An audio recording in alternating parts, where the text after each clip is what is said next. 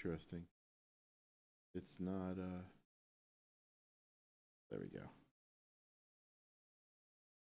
It was popping up for me a minute on Twitch. Favorite live blows places. Hello, welcome to Derps Talk About Games. I'm your co-host, Mango. And I am your co-host, Buddy. Today we're going to talk a little bit about TTRPG playstyles. Before you do that, Buddy, why don't you the folks know what it is we do on this podcast?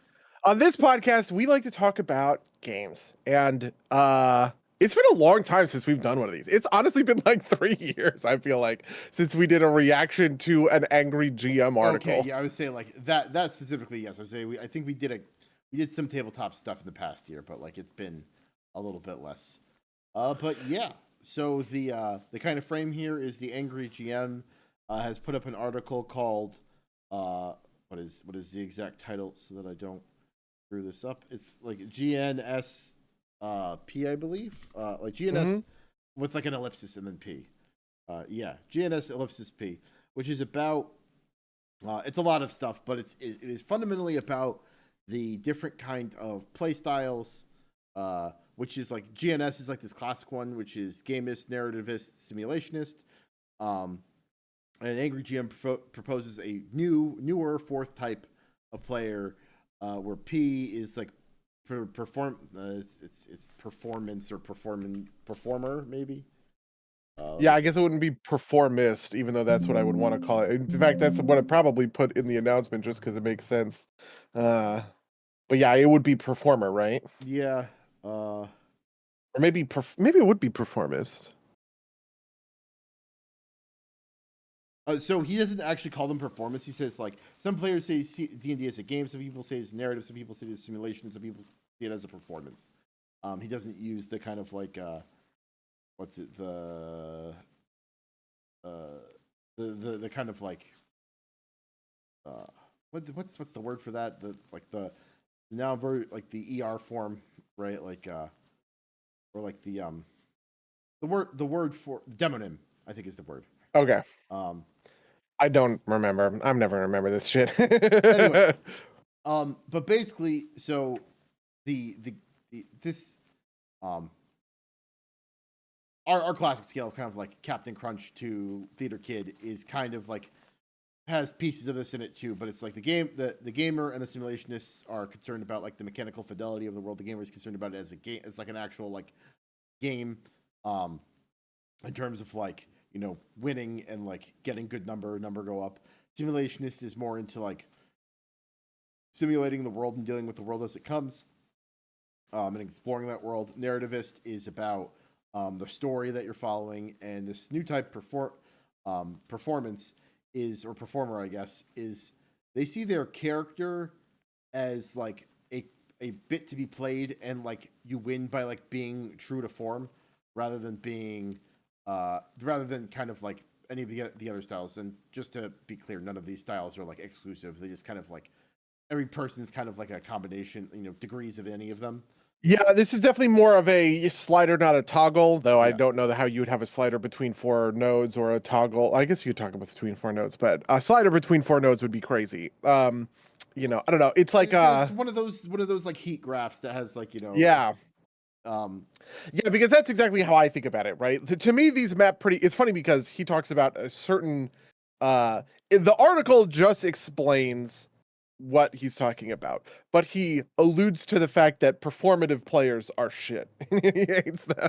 Yeah, which I think is like, I feel like that's incorrect, right? Like, this is the kind of thing where it's a neutral term describing a thing, and the thing can't be good or bad. Do you know what I mean? In sort of the same way that, like, it's not like a Vorthos or a Spike or a Jimmy or a Timmy in Magic, right? To be other sort of mappable player archetypes that are like this, right? None of those are right or good or correct.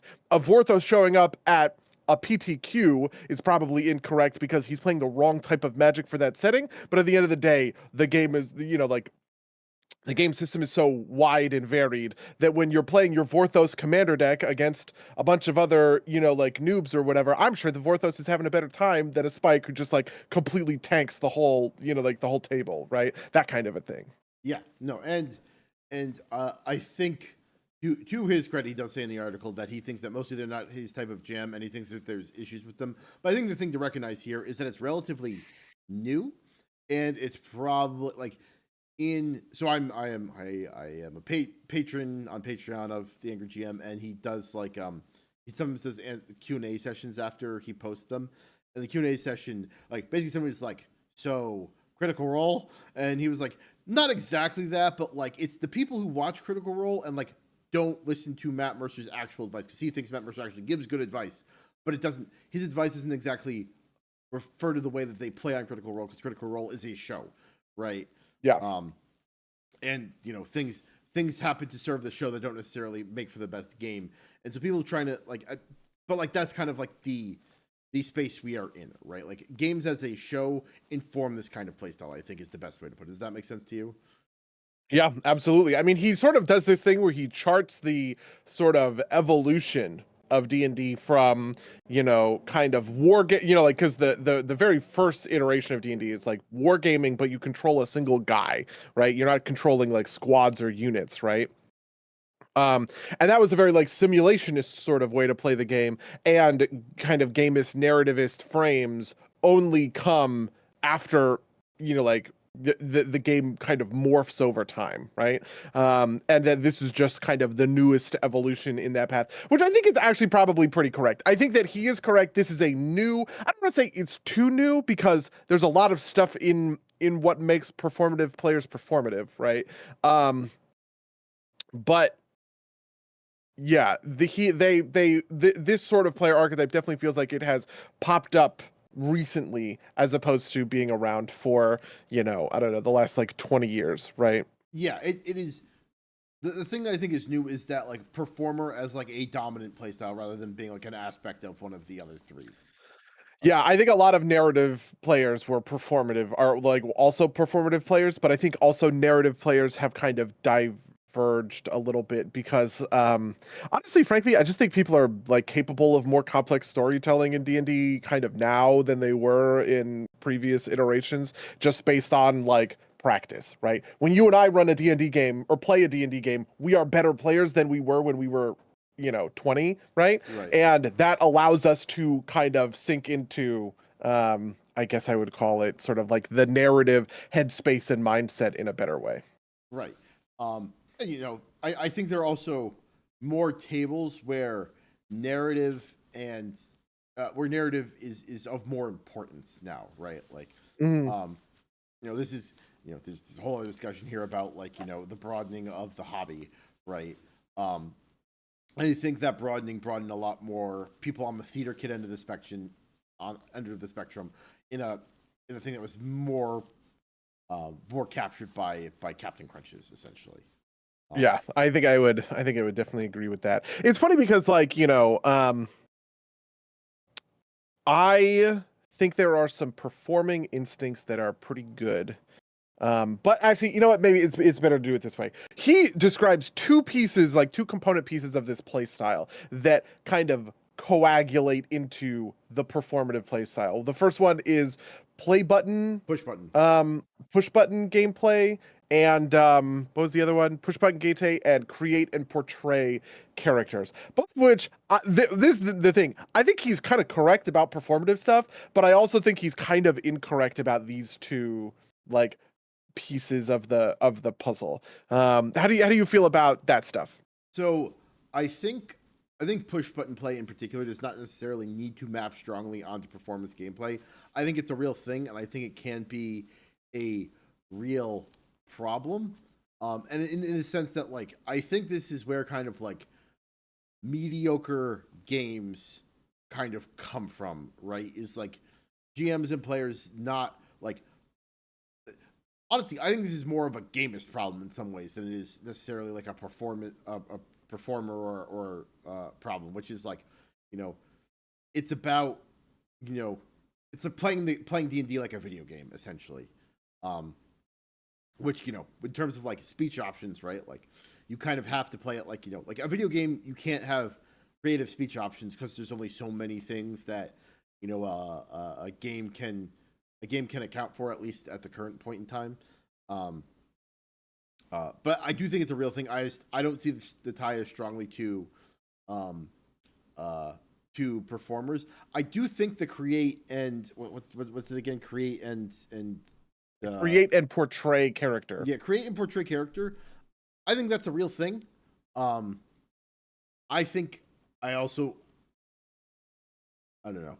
I don't think it has to be a problem, but like I've seen it happen, right? Like in one of our games, friend of the cast, Enoch, basically spelled out his character's arc. Um, at one point, it's like this is the arc I want him to take, and I think it kind of like it happened, but it happened because Enoch was like basically playing it to himself. We barely recognized it, but he was like happy with it, right? Like, Yeah, this is also kind of one of those things where it's like it's not a toggle, it's a slider to me. hmm, Sorry, just to define some terms. Okay, so push button right, gameplay is the idea of me saying I roll a persuasion check to persuade the guard, and the GM goes, "You succeed." Right? There's no like the decision is what skill do I roll? Does it succeed? And it doesn't interface with the world, or you don't have to actually sit there and explain to the guard why he should let you out of jail, right? You just roll the dice and the thing happens or it doesn't, right? There are instances of push button gameplay that are pretty not that are not bad, right? When you have to make an athletics check to climb to climb whatever, that's push button gameplay, right? the You example in either the climb it or you article don't. is yeah, the example in the article is picking a lock, right? Like, Yeah. um, but It's not like you need to sit there and describe the intricate, okay, well, I'm gonna, like it's you don't have to describe any of that stuff in order to do it. And a lot of the times I think people would be frustrated if I were to describe my rogue unfurling his thing of thieves tools and then carefully selecting which one in order to like jimmy the yeah, lock just this describe the way. keyhole for me, right? Like, Yeah, exactly. Like that's the kind of thing. But I think that when it becomes pernicious, is in situations where it's sort of like I actually think the real problem that gets described by push button gameplay is the way it locks off interactions from other interactions, I right? agree. For instance, the reason I use climb is because this was the first thing I was thinking about. Climbing is push button gameplay, but it's never only that. You can have push button gameplay in a world in which you are making interesting and creative decisions, right? When I'm playing a thief character and I know that there's an important thing inside the house and I climb up the garden lattice to get to the second story of the governor's mansion in order to, sneak into the open window in order to steal the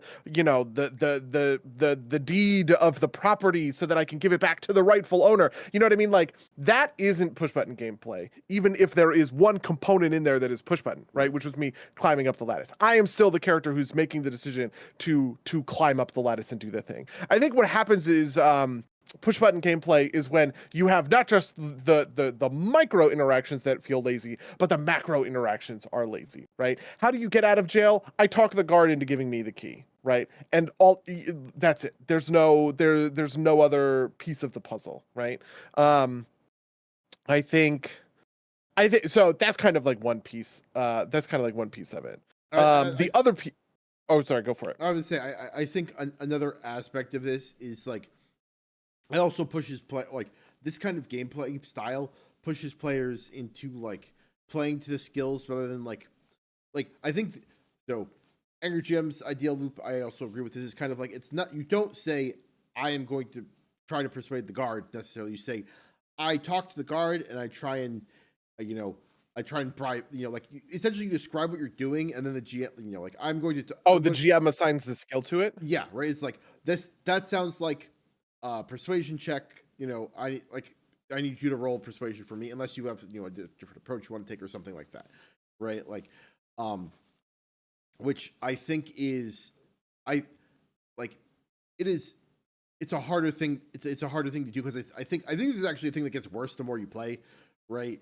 Or it's because you kind of like know the system, whereas when you're a new player, you just kind of like, well, my character tries to do something like this, and the GM can like be like, you don't like since you don't know the rules, the GM can tell you what you need to do for that. But I think that's actually like more natural to like what D&D wants to be in kind of its ideal form, right? Like Oh, that's really interesting. Yeah, my instinct is to push back on that, but I think I'm just a GM at heart. Like I'm thinking back to an interaction I had in a D where I'm playing Mateo Vesquez, renowned smuggler, okay? Mateo has the smuggler background, which means that I have this ability called down low, which is at any port call, I can find a safe house based on like an old contact, right? Like somebody in this smuggler's network, and I can exist in that town under the radar under those sorts of conditions. And the way that this played out, basically what happened was we were heading into this port on the ship, and I said, okay, I want to use my background of down low in order to find a safe house to do this thing, right? And the GM, Rachel, obviously my partner, was like, okay, this town, there is Isoldia, who is an old lover of yours, one of many, right? And and so we went back to we went to Isoldia's house. She opens the door, she slaps me across the face, like all this other sort of stuff, right? Like funny kind of like interaction kind of comes out of that. And then later, I said this thing where we were about to. She was like, "Okay, well, you guys can do this in the morning, but it's like the middle of the night. You have to go to sleep." And we said, "Okay." And then I was like, "Can I roll a persuasion to get Isoldia to fuck me?" And she was like, "Yes, absolutely." Those are me dictating both my background and my skill to I am applying this piece of my character to this part of the world. And I feel like that is a thing that is real that like players can do. But it is also, I feel like I have the instinct because I have GM'd a lot of games. My natural inclination in games probably is to GM them, right? So I am thinking on these kinds of terms, right? Whereas it is probably maybe correct if I were to say, okay, as a smuggler, I know I have context. And Rachel would go, yes, that's true. You do have context because of your background ability down low, right? Like this kind of a thing, right?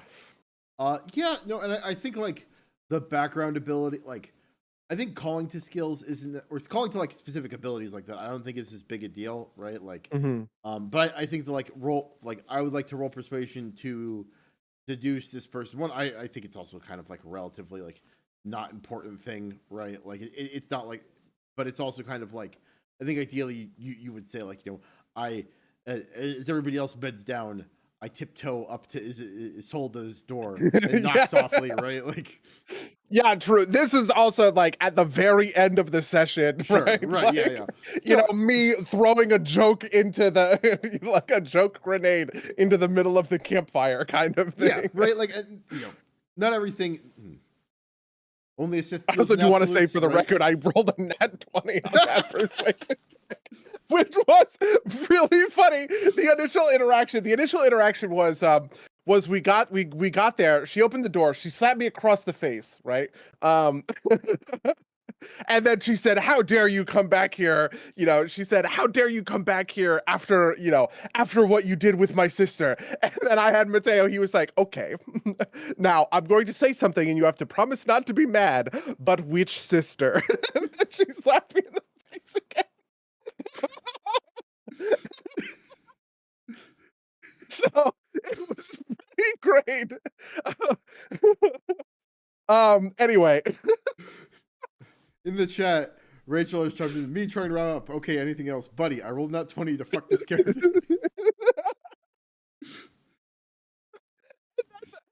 I think Lou rolled a perception check to see if she could hear that we were having sex, because we had described the place. Like she had a house, she had like a little attic thing over her like garage or whatever it was. I don't even know, stable, I guess.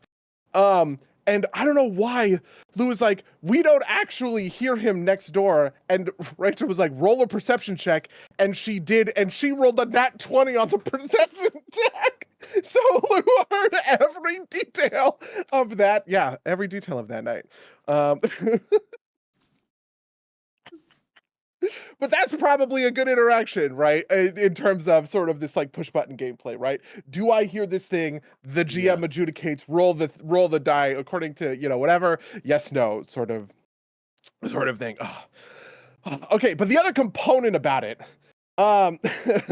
The other component of it is this thing of like the create and portray character. To Right. me, this is sort of describing an improv character versus like a scripted character, right? A Yes. scripted character is one like we would describe with Enoch. This is somebody who's well written, has a long, intricate backstory, right? And you expect to play out a pretty predetermined kind of character arc. Whereas an improv character is one where most details are sort of left on the fly and you are making them up on the spot. This is a case of too much of one spoils the thing, right? I think both poles are awful in that kind of spectrum. You have to be somewhere in between. Yeah. A fully scripted character is rigid and stiff and unfun to be in and play with because they never change and they're completely predictable and they're basically just running an algorithm, right? This is kind of like lawful stupid sometimes will fall into sort of like this archetype where the character is so rigid and unflinching, even if it's you could have any sort of alignment. Lawful stupid is just like one version of this, that they react to every situation in the exact same way and they're constantly calling back to the exact same things and there's nothing interesting. They're never actually sort of like in the moment, right?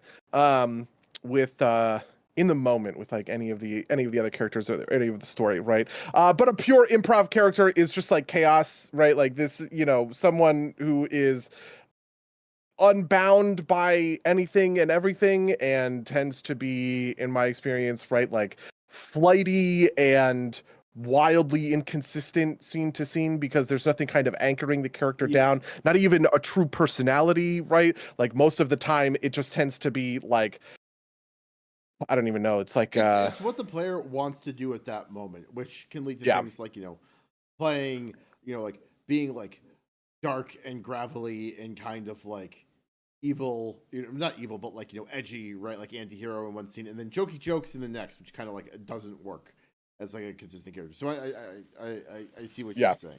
And I think also, interestingly enough, there's also the flip side of this, which is for GMs, right? There are improv and scripted GMs, and both poles of that are really awful, right? Fully scripted GMs just railroad you the plot, and that's no fun, right? Fully improv GMs tend to kind of give you this like amorphous slime, and there is nothing to kind of grab onto or hold interest in because it's all fleeting, right? The kind of character conflicts are never, or the plot conflicts or whatever are never really going to amount to anything more or tie into anything else because it's all it's all like undirected. Rachel the chat, buddy, calling me out for not failing to prep for the last 5 sessions.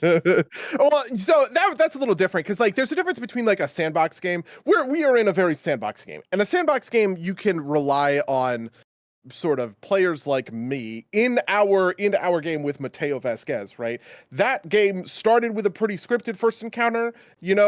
We get our pirate ship and now we get to sort of sail the seas and do what we want. And I, as a character, took the lead and started making decisions to drive the plot in a way that I was sort of like looking to go, Sure. right? And so my thing was, hey, we need to get official papers to register this boat, so we need to go back to the port and sneak into the harbor master's office in order to steal essentially a car registration, right? That is me as a player sort of providing direction to a sort of sandbox game. I don't think that like anybody does anything wrong sorts of situations, but take it as their own, right? And essentially what I guess I'm sort of saying is I was a scripted character maybe a simulationist character in a like making proactive decisions in an improvised world. Yeah. And just to like put a bow on what the article talks about is the kind of hook for the create and portray character from like a performer perspective is that the goal of the performer isn't to win the game. It isn't to like follow the story. It isn't to simulate the world. It's to essentially act. It's basically act your character as if you were acting it in a play, right? Like you winning is proper performance. Like is winning an Oscar, right? Yeah, essentially, right? Like story or team cohesion be damned, right? Type of deal. Which is kind of like, any of the extreme poles are terrible, right? Like this holds true for like all these things too, right? Like, you all know the guy who just like is mid-maxing his character because he likes to see number go up versus like the person who will do the stupid thing because like that's what my character would have done, even if it puts like a damper on the actual adventure. Yeah, I think that is put the capability of these types of players to end up putting a damper on the actual adventure is like real. I actually think kind of the most toxic of these, when I read these out of my mind, I was like, oh my god, I don't hate performative players, I hate simulationist players, because simulationist players tend to be obsessive about details of the world that I cannot give a fuck about, right? And I don't want to spend time on, right? Which is like going to shops to buy and sell items. Fucking shoot me. I would hate that, right? And so that was actually the thing that made me feel like, oh, I understand. Really what the Angry DM is talking about is like there are certain sort of playstyles he meshes with and certain playstyles that he doesn't, right? And like I would maybe consider myself a simulationist GM in the sense that I like to simulate very like cohesive, comprehensive, realistic worlds, right? But I dislike playing to simulationist ends, right? I want to have well thought out answers and like well supported sort of like structures to the world building that are going on, but I never want to get wrapped up in I want to go to the shop and buy from the shopkeeper, which is like why in something like Hell's Rebels, for instance, right? I just automated that whole process and basically said between every session, you guys can go to a store, right? That kind of thing. That is interesting. Because I'm thinking about some of my other experiences, also some of the Angry GM's older articles where, he engages with that kind of thing, but he also uses that to an end, right? Like he's like, I have somebody actually go and sell stuff because that's the opportunity for me to have like the shopkeeper mention something, or if I want to like give them like a hook, right? Like the shopkeeper be like, can you, could you deliver this package to, are you headed here? I will pay you to deliver this package, that kind of thing. Or like, oh, I heard that like, there's some trouble on the other side of town. How are things out in the world, right? That kind of thing, which I think is like I like that kind of thing because I think it keeps those kinds of things in the world. And it's not about the mechanics of actually buying and selling the items, right? It's about kind of like I have in the 5e game I play. We usually interact with the shopkeepers, but that's also like it's a way to like get a pulse for like the world around us, right? And like that is actually probably interesting, and I think I probably agree with you on that end. I also think that one of the things that defined the way that we approached, like we were pretty advanced players at the time, whereas D&D 5e is less item driven than Pathfinder 1e was, right? And not only was it less item driven, or is it less item driven, but Pathfinder 1e was a system we had a high degree of mastery in. So part of it is that like there are going to be players who are looking for extremely specific item loadouts, right?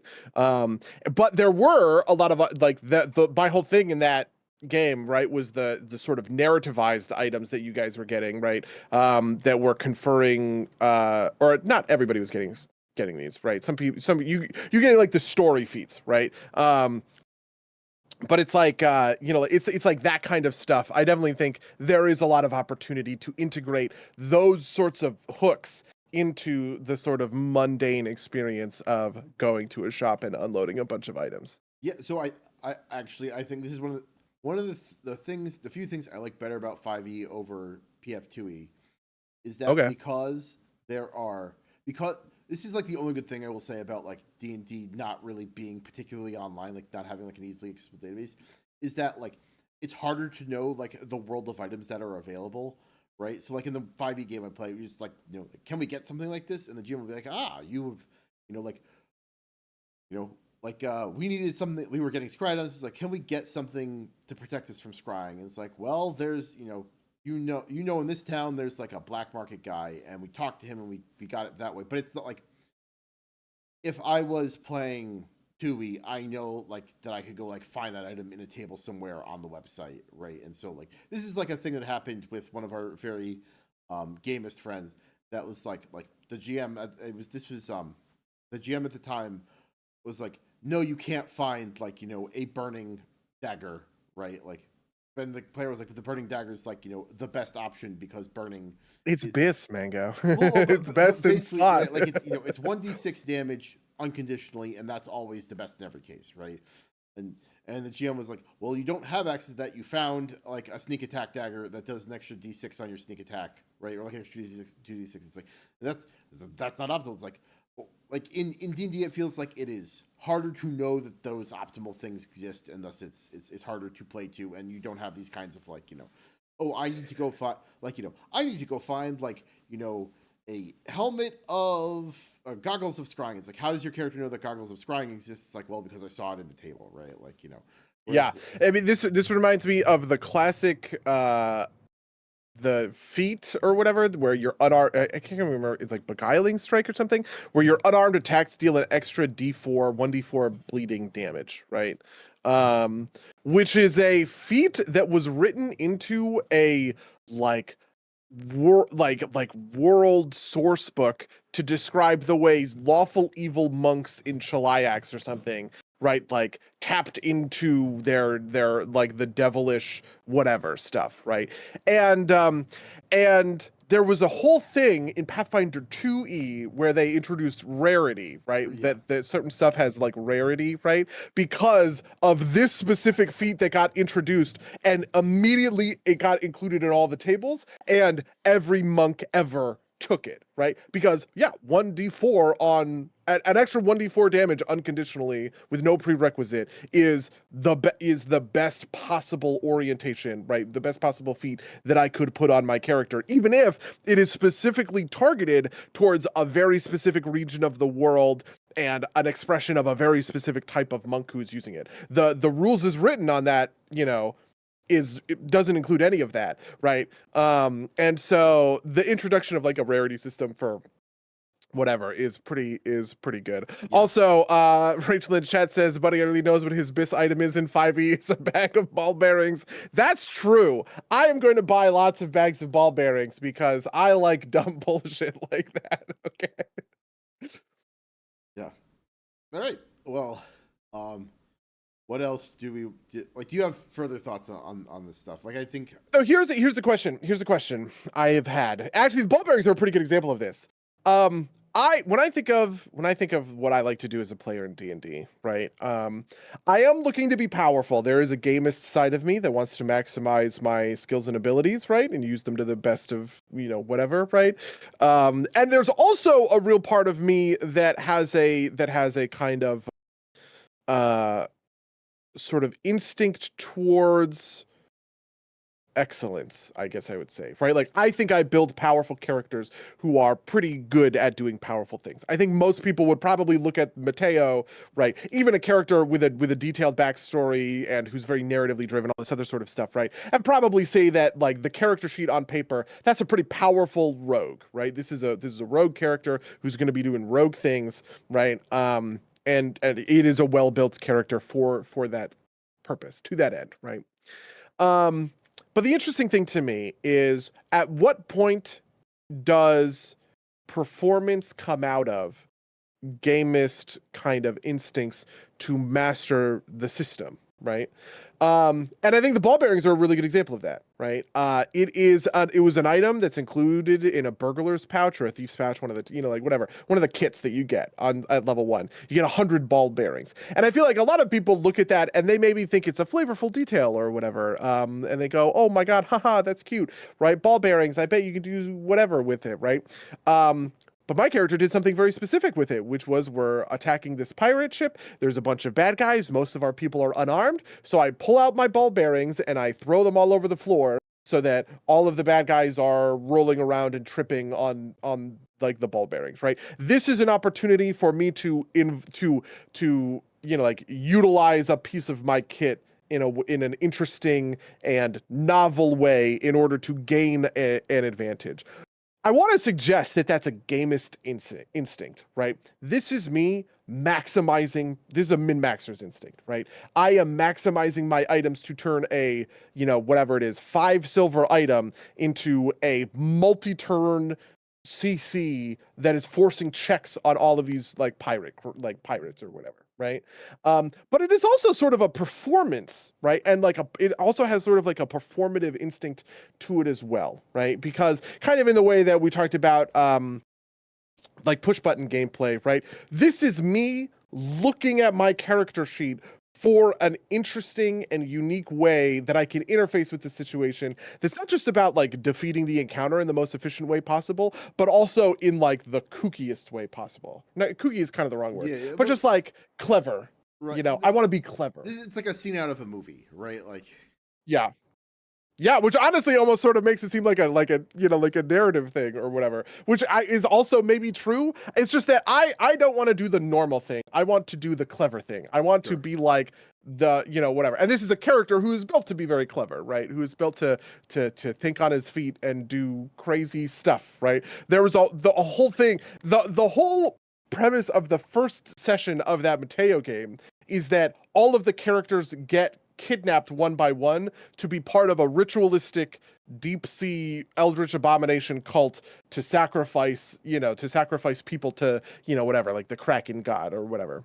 And just kind of because I was rolling well and I was being clever, Mateo was able to not get captured that whole time just because there was a bunch of dumb bullshit that I was able to pull to sort of think outside the box and solve sort of problems where we otherwise would have gotten, whatever, our faces caved in and thrown in a jail cell kind of stuff. Anyway, I guess what I'm suggesting is that part of it's a slider, not a toggle. It's a heat map, right? Like not a toggle. Is that even individual actions are a heat map and not a toggle, right? And they have kind of like multiple sort of instincts or like multiple sort of impetuses for what they're going for. Because part of what I'm doing when Mateo is doing clever shit is I'm performing, and part of what I'm doing when Mateo is doing clever shit is I'm optimizing. Yeah, no, I definitely see that. Yeah, I don't know. I think that kind of like, yeah, I think there's like a little bit of a difference there, but like I think you're mostly right. I think there's just kind of like this aspect of like, I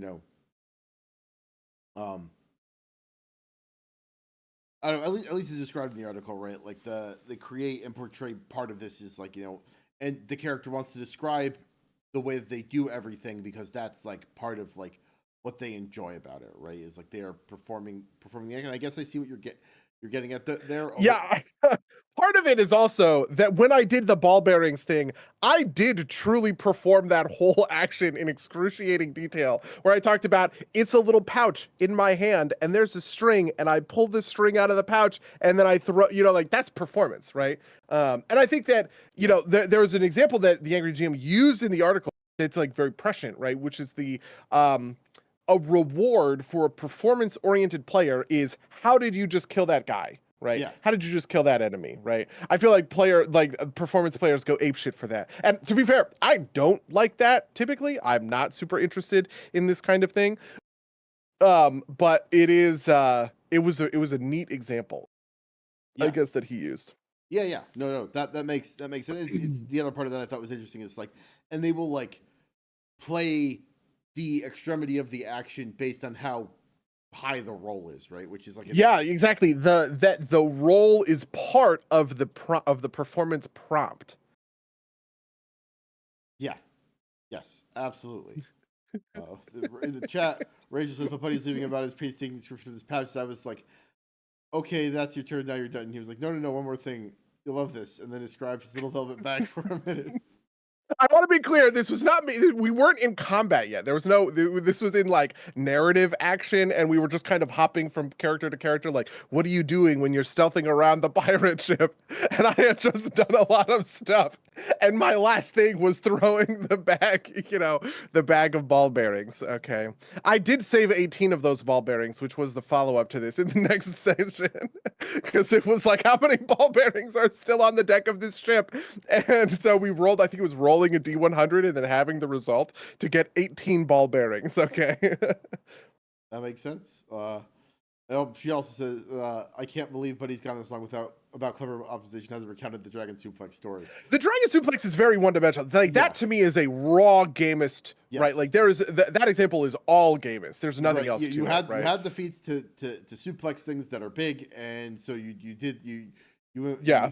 you intoned the feat and used it, right? Like that Yeah, is and it happened to work out in a particularly like fantastic way, just because everyone was all around us. We were perfectly suited so that everyone was taking advantage of that movement of all of the AOs or whatever that were going out. I obviously got a million of them and I got to beat the shit out of the dragon, but it was also that I suplexed him into all of you guys and we were all pretty cracked in that game, so we just like kind of tore the dragon to shreds, right? I feel like that is probably like the apex kind of moment for gamist oriented players, right? Where it is like, what is this way that I was able to, defeat a really hard boss encounter in a single action, in a single turn, basically, right? That kind of thing. yeah. No, we've had some of these moments in the PF2E game I'm playing. One of the PF2E games I'm playing, and it's like my character just got like oh, I tripped the guy.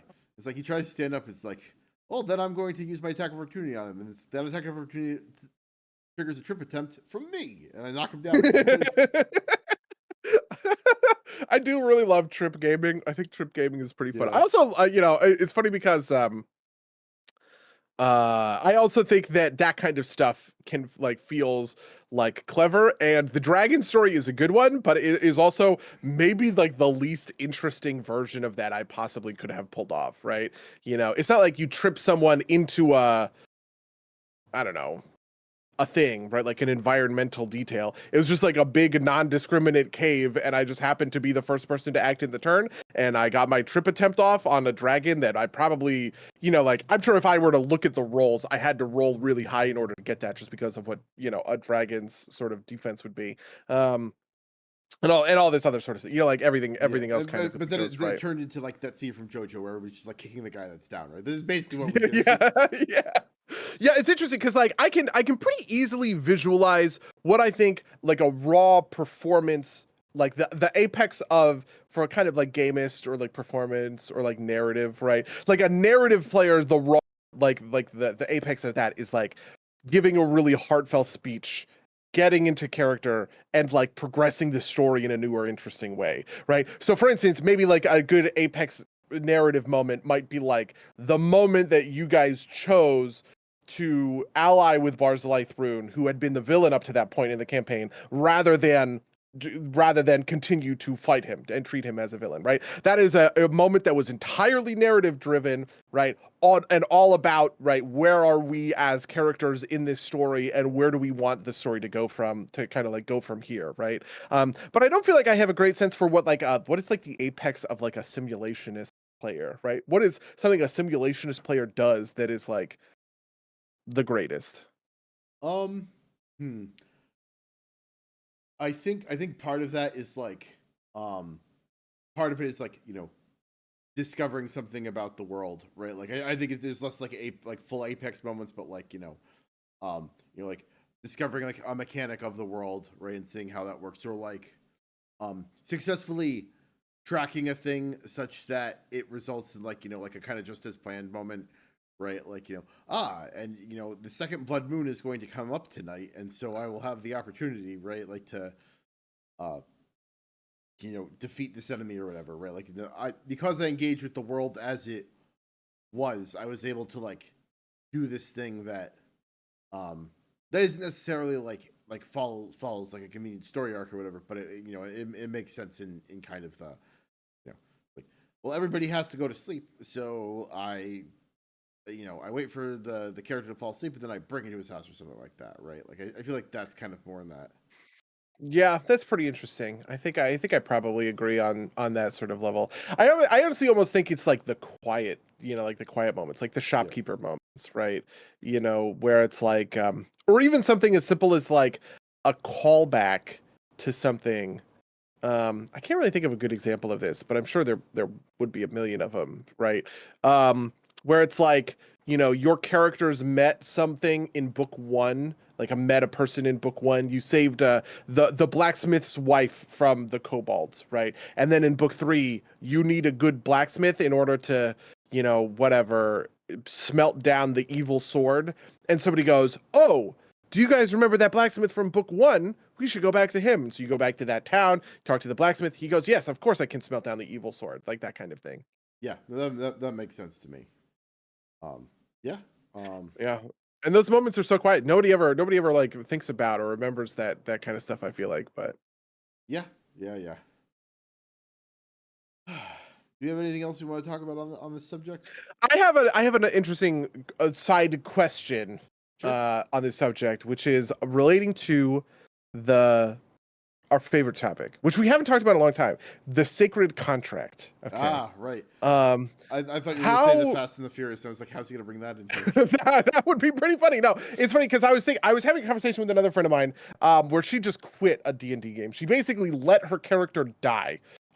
She willingly forewent death saves so that her character could die and she could exit this game kind of gracefully. Because she wasn't having a good time. She was really mad about sort of like the state of the game. And I'm interested, I don't know, I was just sort of like interested in that. We ended up talking about that a whole bunch. Because she was talking about how the game she's talking about how the game was essentially breaking the narrative contract, right? Or the sacred contract. What happened was they were looking for her. They found out they were like doing a dungeon dive on a prison, and the prison was like rioting or was on fire or something like that. There was like some like impetus, right? And her character's mother was in the prison, and they went into the prison. They found her character's mother unconscious, right, at 0 hit points essentially. And she used cure wounds on it. And the GM ruled that the mom doesn't wake up. She's alive, she's breathing, but she's not conscious, right? And she portrayed it as sort of like a straw that broke the camel's back moment, right? But it's this kind of thing of like, also you use cure light wounds, you whiff the spell slot, and now the thing doesn't, and it's just like a huge kind of fuck you moment, Yeah. right? It's like effects don't follow from cause as reasonably interpreted. Yeah, yes, exactly. And so, whatever, like I think she dies in this fire or something like that. She was describing like the whole sort of situation.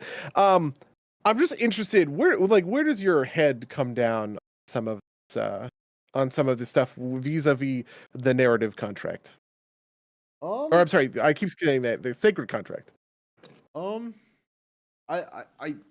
I am not seeing the direct kind of like through line here. Can you speak a little bit more to that? Like, okay, to put my cards on the table, I guess I'm just pitching sort of my thing. I think maybe I want to pitch an evolution, I guess I would say, of the narrative contract or of the sacred contract to sort of these 4 poles almost, right? Because the thing it feels like our old arguments about the sacred contract were a simulationist versus narrativist argument, right? Because my point about the sacred contract is that the GM's rule is word is law, and they can make stuff happen in ways that players don't expect. And your point was that the rules are the rules of the universe, and it breaks a contract to have an unintuitive interaction because those rules don't interact kind of well. And like that's obviously a bastardization. It's not quite my point, not quite your point, right? But just generally, it's kind of where we so we used to have these arguments in 2016.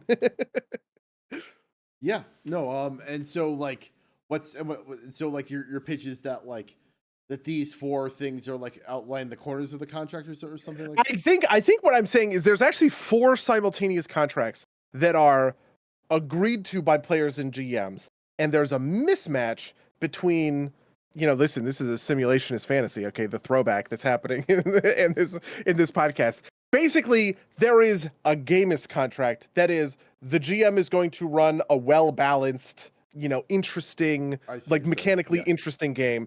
The narrative contract would be the GM is going to run an interesting, compelling story, right? Like all these four things, right?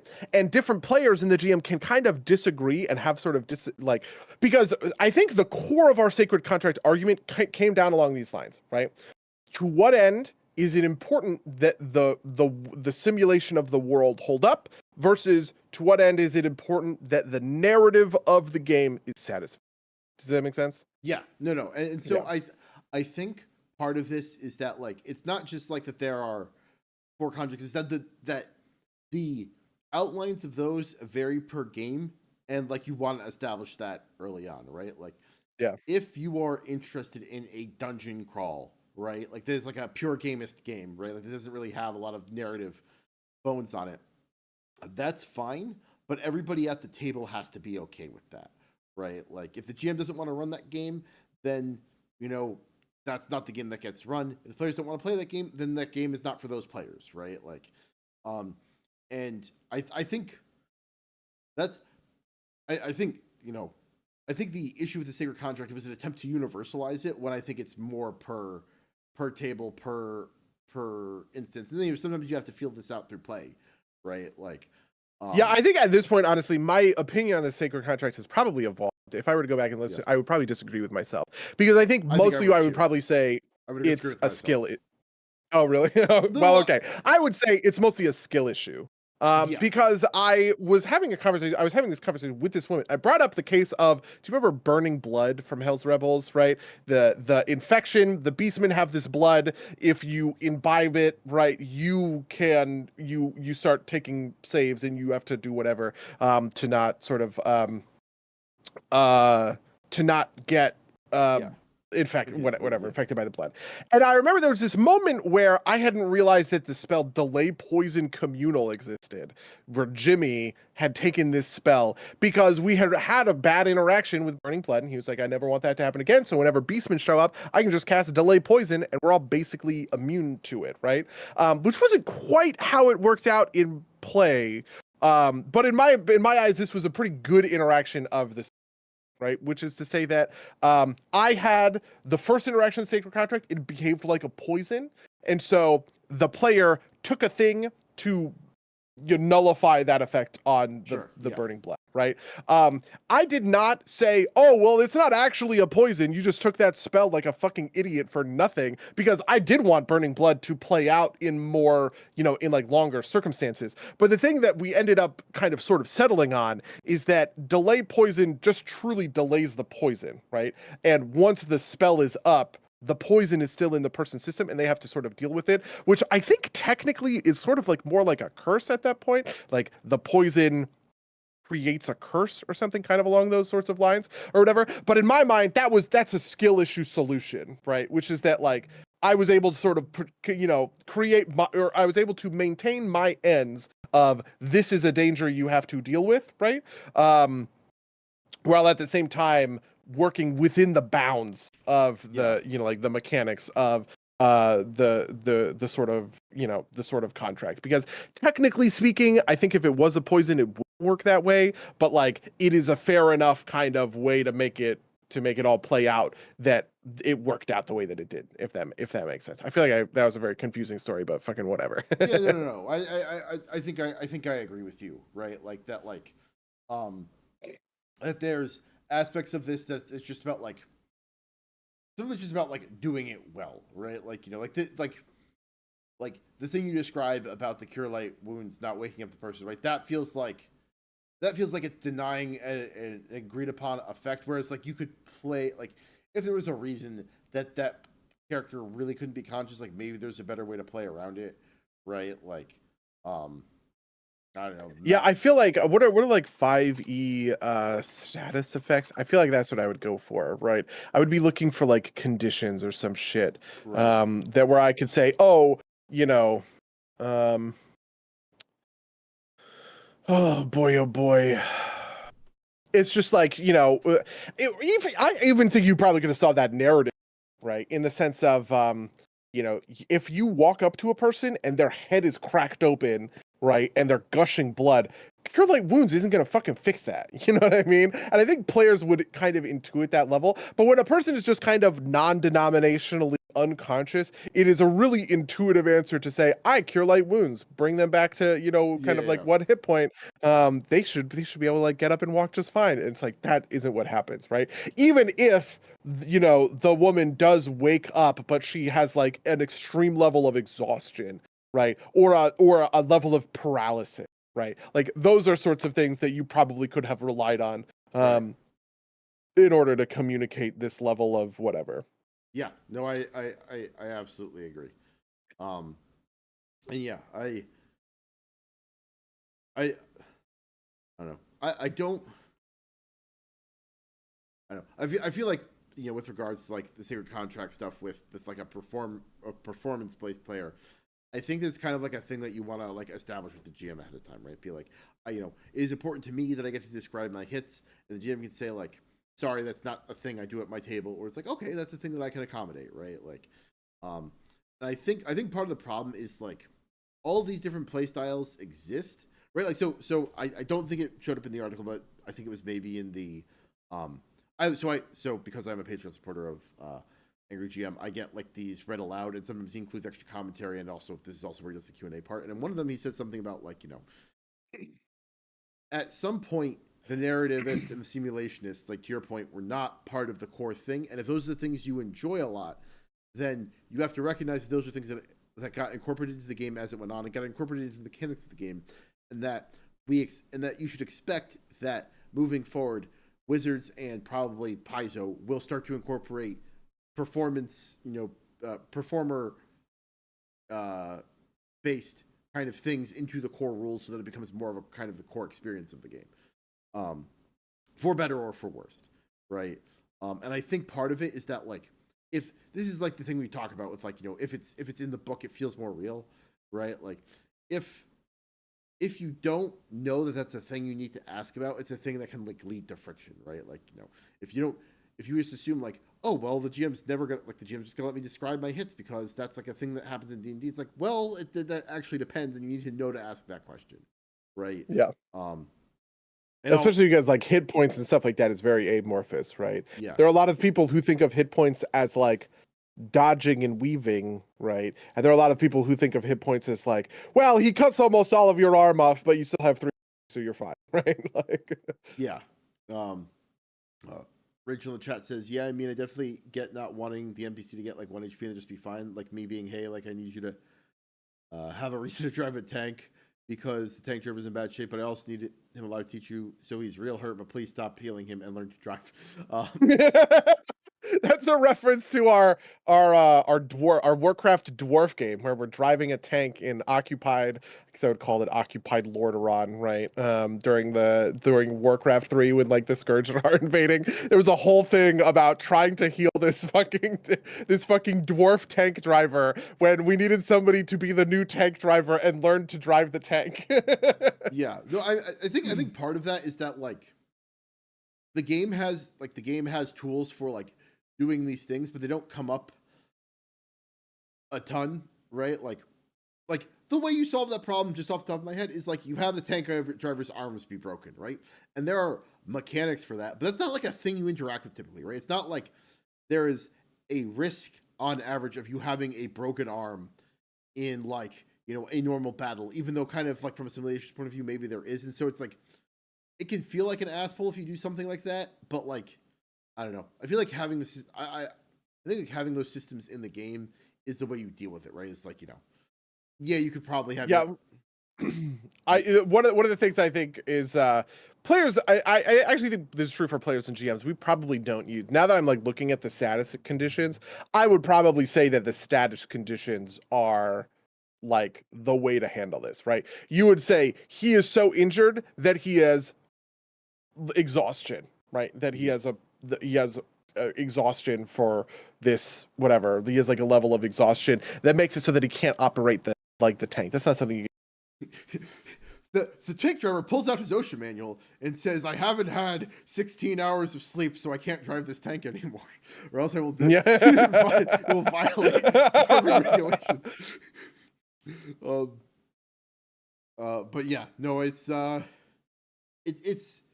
tough thing to deal with too, right? Like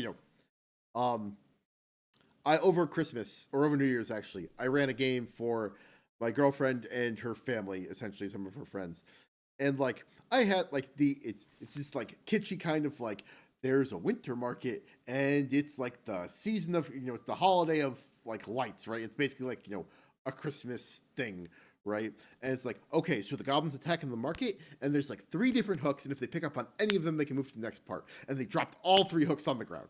It's like, all right, well, how do we go from here? And it's just like me on my, just trying to be like, because like, there was a goblin that was holding back. It's like, maybe don't kill that one. They kill him. It's like, there's a note on one of the bodies. And like the rogue picks it up and it's like, do you want to share it with the party? It's like, no. Like, okay. And then the guard shows up and is like, would one of you be willing to talk to the captain of the guard? And they're like, no, fuck you. It's like, okay. What like, it's like, so it's like, all right, so what do you guys do? And they're like, well, what's the next thing to do? It's like, maybe go talk to the captain of the guard. Maybe go to like, you had heard that there was like a thing happening over there. Like, it's like, you kind of have to, sometimes it can be tough to anticipate those things and deal with them. And it's just, I think, the thing that comes with practice for some of that, right? Like, I feel you, and I feel that for sure. Especially because, like, it's one thing to me. This is the difference between passive and active players. Actually, right. I feel like the more I have DM'd, the more I appreciate players who are actually willing to sort of get up and go, to just get it done, do it and get it done. You know what I mean? Kind of like actually the thing I was describing a little bit with Mateo, right? It's like we had a pirate ship, we could go anywhere, but I was the one who said I want to get a legal registration for this, even though we did just steal this pirate ship, right? We're gonna go break into the harbor master's office and shit, basically, right? Like that is the kind of active player decision making where they are, right? Like I don't necessarily need players to pick up on the plot hooks that I put down for them, but I do need them to have an investment in driving the story forward, right? Giving some sort of I don't know, traction to moving things forward. Listen to how great a player I am as a player. Ooh la la, I'm the great buddy. When I start making worse, bad examples, right? It's not my fault. I'm just such a perfect example of a perfect D&D player. Okay. No, so this is actually a thing that like the Angry GM talks about sometimes. Again, just to go back to that, well, it's like let your players do anything, but put like an option in front of them, and 9 times out of 10 they'll pick the option that you put in front of them, right? Like, or put a couple options in front of them. 9 times out of 10 they'll pick one of them, but they feel like they can pick the other ones too, and that makes things fine, right? Like, yeah. But I definitely do feel you. This is a thing that I've thought about with like, I know when I'm playing a game that's like an adventure path, that like I feel like I'm on the rails, so I feel like less driven to like kind of like drive in those directions. I also feel like this happens in online games a little bit more because it's easy to get distracted, right? But like there's definitely games that I play that like where that's like an important thing, right? Like the 5e game I'm playing where we're kind of like towards the end of it. And it's like there are 2 months left until like the world-ending cataclysm happens, and you have to get ready for it, right? And so it's like, okay, we need to figure out what we're doing, and it's like driving us to action. But before that, it was kind of like, well, we know some things are happening. Let's like follow up on this lead, right? And it's just kind of like flowed together pretty well. Me looking over at Buddy sitting next to me while I'm GMing. Are you fucking raiding right now? I was farming herbs in Zarelek Cavern. Okay, I was just keeping the fingies busy as I was. I don't even remember what we were doing in the early. Oh, as I was going and persuading the whole ship to name Mateo captain of this ship that we don't have a name for. I was doing the Super Bloom. Whatever, it's the same shit. It was just idle bullshit, right? To keep my fingers. Super Bloom isn't hard. This is not like,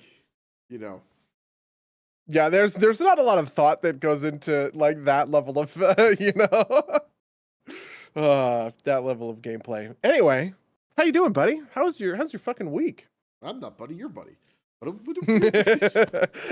along the lines, I picked up Bud and Buddy as my like easy, I don't know, just like breezy ways to like refer to people, I guess.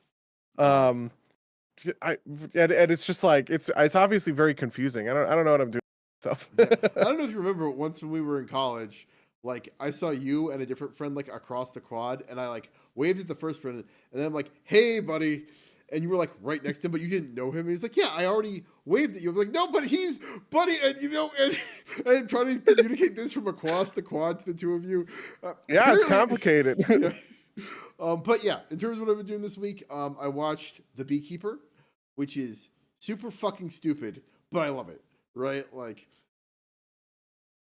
it is everything you exactly expect. Right, we might do an episode on this if you get to see it soon, so I won't give too many things. But like one of the the entire night I saw this with my girlfriend. The entire night after, just like we have to protect the hive, right? Like just making stupid bee pumps. They're all over the fucking movie, right? Like Oh, okay, I'm sorry. I need to look this up. This is it's a Jason this Statham movie, action movie. It is David Ayer. Yeah, this is Yes. the guy. This is Suicide Squad. Yeah. Famous director of Suicide Squad, among others. There was something else that he did that I was familiar with too. Fury is the World War II tank movie that I really like. There's the God, what was the fucking other one that he did? Bright. Oh, he did. Right.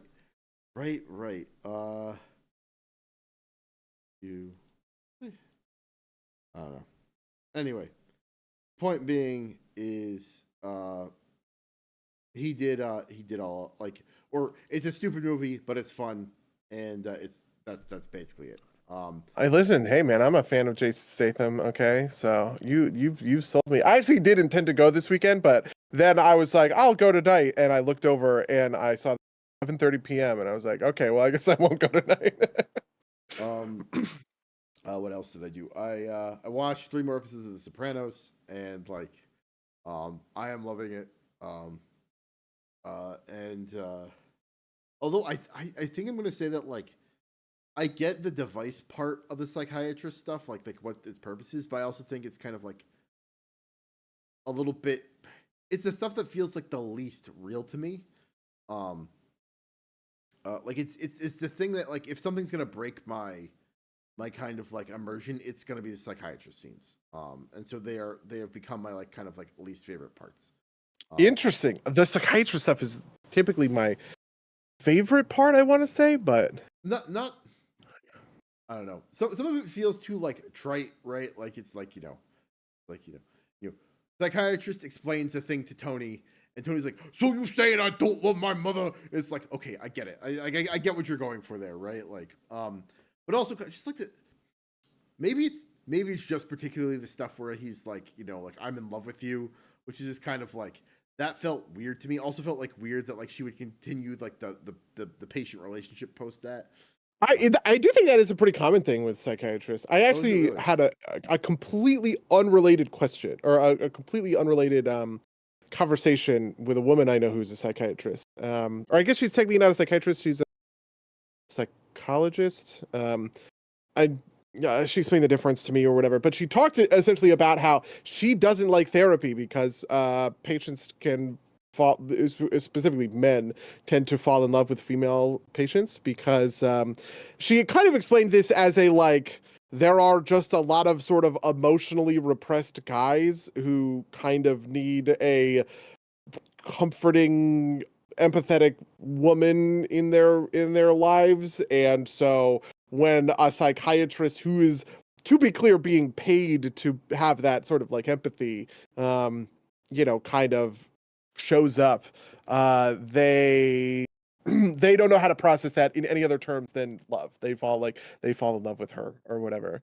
I think but this is funny because this is also this is also the thing, people men who think that the stripper is in love with them, basically that's a lot of it, right? It's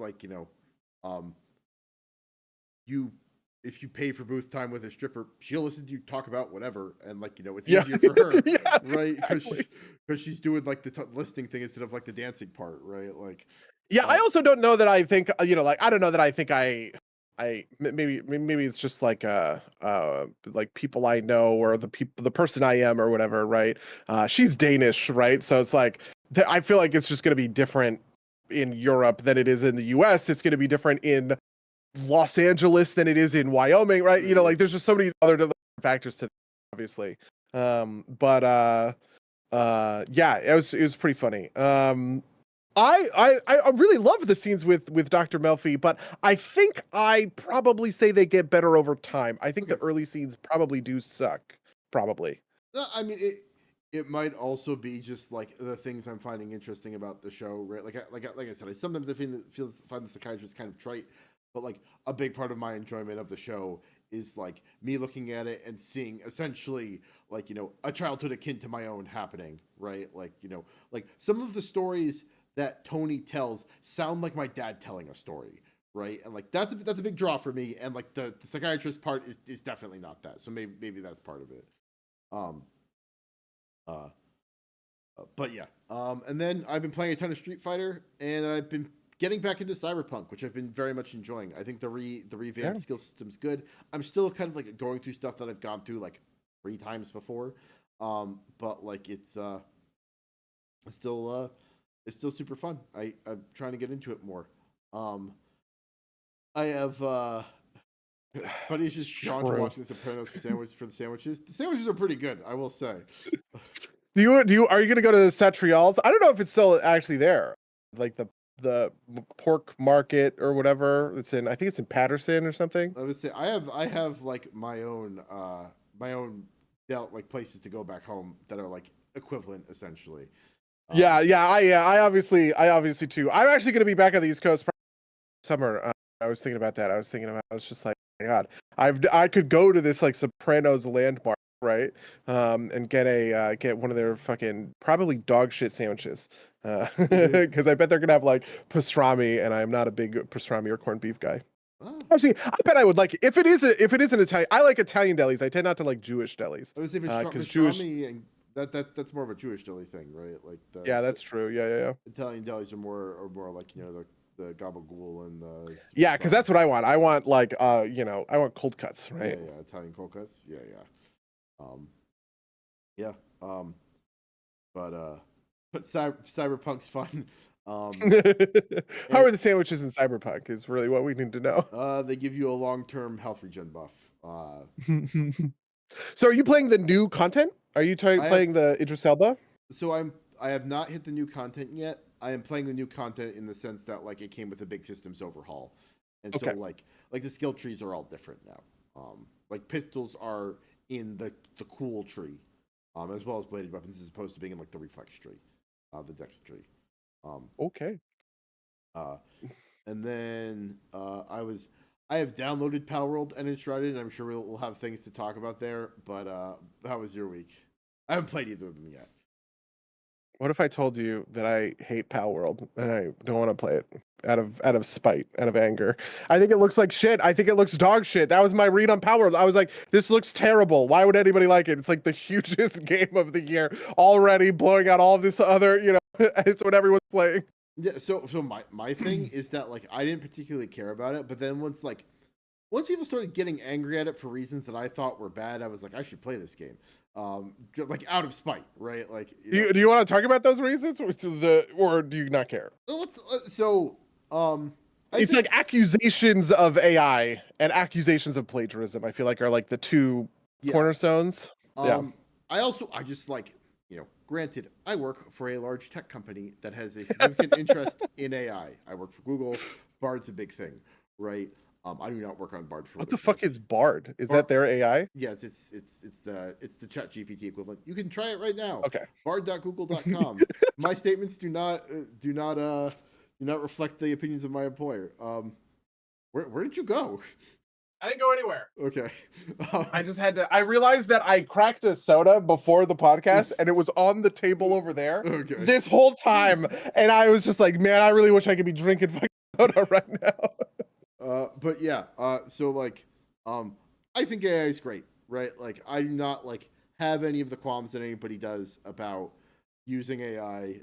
Like, when everybody says like, well, it's taking work away from like, I think there's a thing to be said about like copyright stuff, and I think that's deeper, but I see like a lot of kind of like it's taking work away from artists, and like this is how every piece of technology works, right? This is like the pity the buggy whip maker, right? Because of cars, right? Like, so I don't get incensed over AI. It doesn't appear there's any even in the game, but like I think AI is great. I don't think it's perfect, but I think it's like a great tool for people to use. So like that kind of thing just like sets me off and kind of like I feel like people are being Luddites. But Okay. Yeah, I guess I do understand. I'm half of that.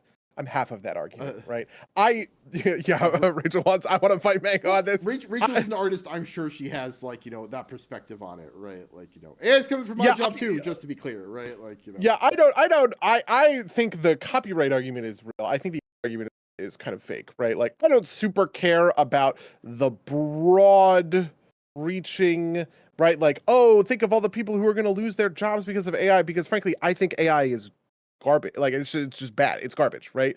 I have yet to see AI really anything where it's not better on the margins, if that makes sense. Right. So for instance, a good example of this might be something we talked about this a little bit with like the finals or whatever, right? The voice acting in that game is AI driven, and to the best of our knowledge, right, like all the copyright stuff, like the underlying copyright stuff is pretty, is like nickel and dimed, right? A voice actor consented to have an AI voice profile made by their made by the thing and implemented in the game. That's fine. That's fair enough. My problem is that I just think it's bad, right?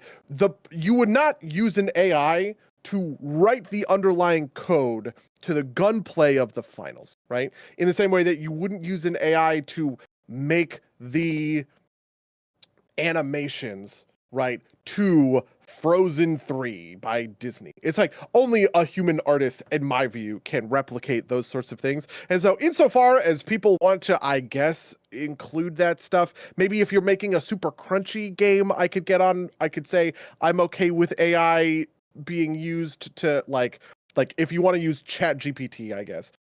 If you want to use Chat GPT to write the NPC dialogue, I would probably say that's okay for like an indie game or something where the point of the game is to interface like with like the mechanics or whatever. But I just feel like the quality is so dog shit. All this AI stuff that I would never ever think of it as like going into the final product in a way that I would like without that person being there on the job. Does that make sense?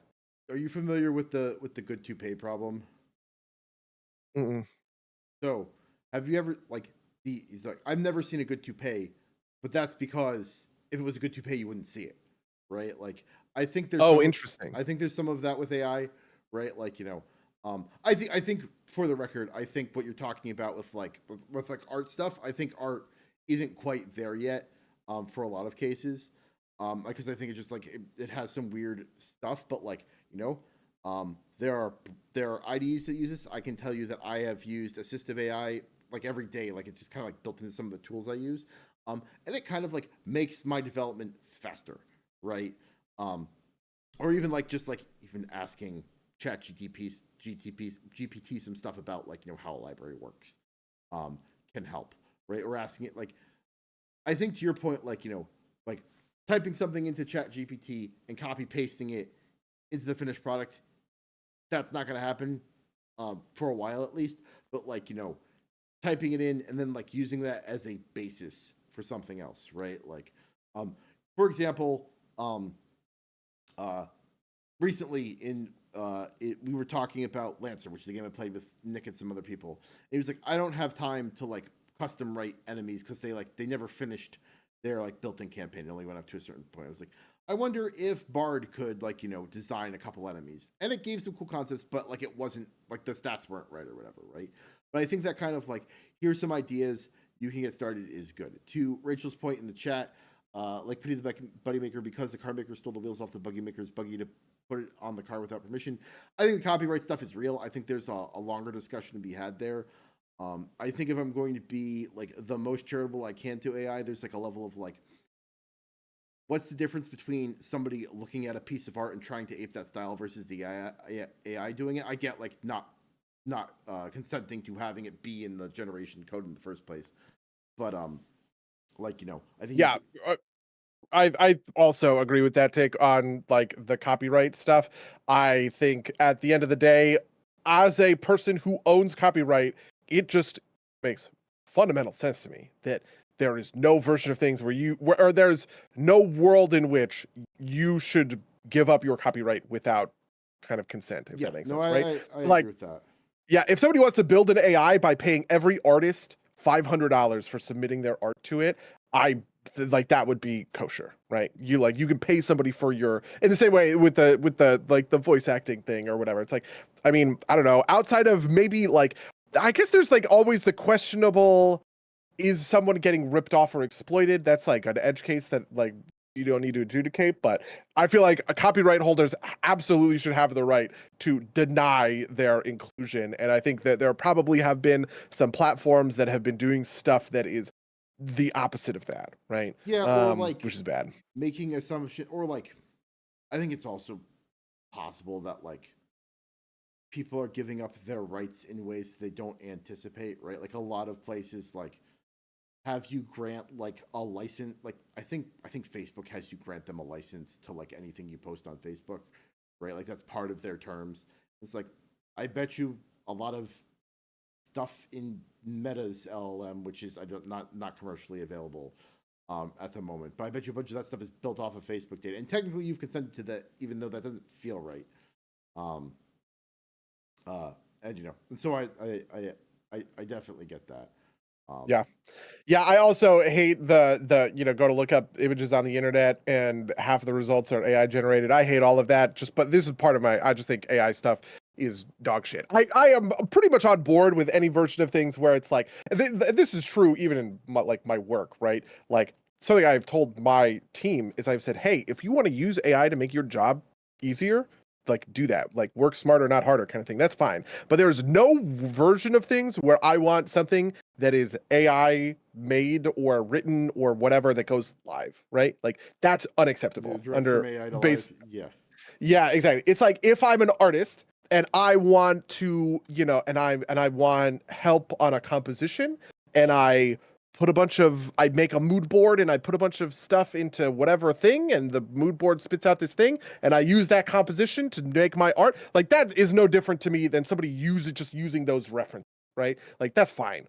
Um the issue would be if somebody were to just like throw that stuff into the whatever, the AI thing and then hit me with the art and I would just be like that's unacceptable. Or like somebody was going to write a press release and they went to Chat GPT and they said, "Hey, can you write this press release for me?" It's like I can't trust to Chat GPT to understand my message, like my messaging goals, right? It like obviously it's like a powerful piece of technology and everything like that, but at the end of the day, it doesn't understand higher level like networked sociological Sure. thinking, right? Yeah, yeah. Of like, yeah. Anyway, that kind of stuff. Yeah, I mean, again, I feel like the difference there is it's not that like ChatGPT can't necessarily do it. It's that like you don't want it to do you don't want to do it without passing through a human editor first. And most of the time, you're going to have to make changes to that in order to make it cogent.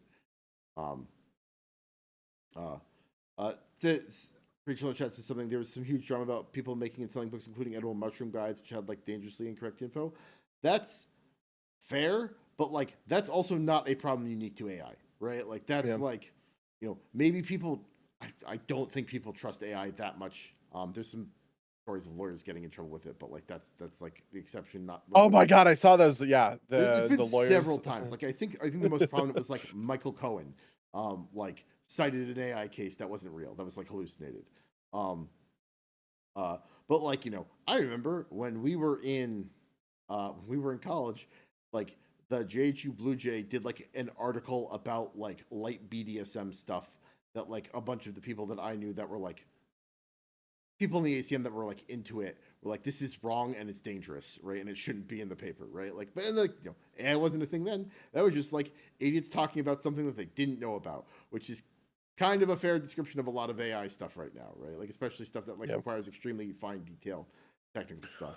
Yeah, and to be clear, there's no evidence that Pal World does use AI. It's this is the thing that I don't understand. Yeah. The kind of order of operations is that Pal World worked on an AI game before the Pal World company worked on an AI game before Pal World, and the CEO has said kind things about using AI in games, and people are sort of using that as that seems to be the evidence. Is that right? Yeah, I think people just want to be mad at Pal World for like being successful while obviously having like kind of like knockoff elements.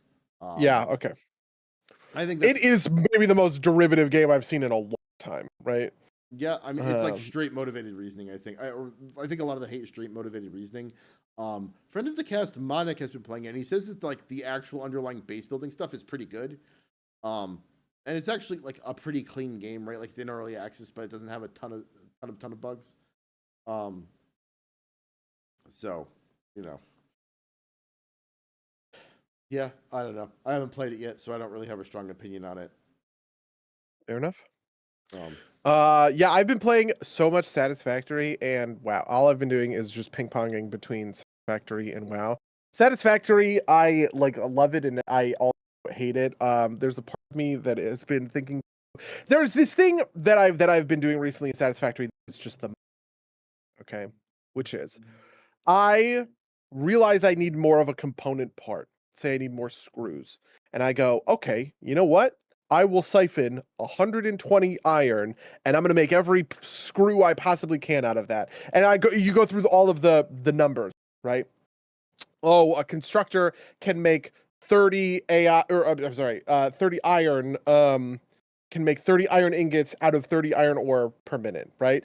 And you can make 15 iron rods out of 15 per minute. And so you just build this whole network thing, and you connect all of the conveyor belts, and you make sure that the conveyor belts are the right type of conveyor belt that they can like perfectly slide the stuff into the thing at the right moment to make for the, you know, like the appropriate, I guess, like rate or whatever. And then all at once you connect the line which puts in iron ore, and you just sit there and you just watch as your factory turns that iron ore into screw, and the screws ship off into somewhere other piece of the factory. There is this level of bliss that comes from that is so goddamn satisfying. It is so hard to describe how satisfying of satisfaction with your satisfactory. yeah, a level of satisfaction with my Satisfactory. That it makes me kind of want to say Satisfactory, I think, is a better game than Factorio, which is crazy. I've long thought that Factorio is kind of the end all be all of these automation games. And my early impression of Satisfactory was that it was too basic to be good. Because the recipes in Factorio get pretty advanced pretty quickly, but the recipes in the recipes in Factorio get pretty advanced pretty quickly. The recipes in Satisfactory take a much longer time to become advanced. But the third dimension, just having a z-axis to go up and down, just like really changes the sort of dynamics of the whole thing. And also, there's one piece that's really interesting, which is a per minute rate that you can see at all times of how quickly does this thing do this thing, right? You know, when I go to the constructor, it says, okay, it turns 75 concrete or 75 limestone into 15 concrete per minute, right? And it's just like dealing with the rates is so interesting and fun. And I don't know, that stuff is, listen, I'm having a great time, I guess is all I'm really saying. It's obviously not completed yet, and I am in a position where I don't know if I actually want to complete the build that we have. We're basically the stuff about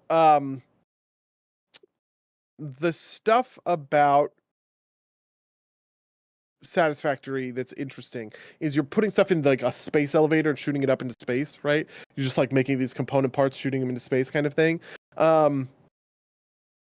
There's no tension like there is with Factorio, because in Factorio you can lose, you can die, right? You know, the bugs can overwhelm your base. You have to prepare your defenses. You make walls that are all around, all this other sort of stuff. In Satisfactory, there are guys to fight, but only when you're going out and exploring, right? When you're going to look for like a new node of iron to tap or whatever, right?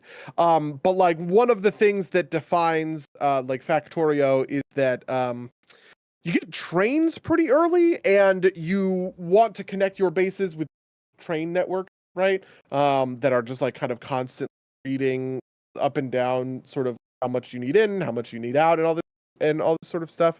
And the animals will attack conveyor belts, but they won't attack train lines, right? So you have the train go, and you can have these different bases, you know, like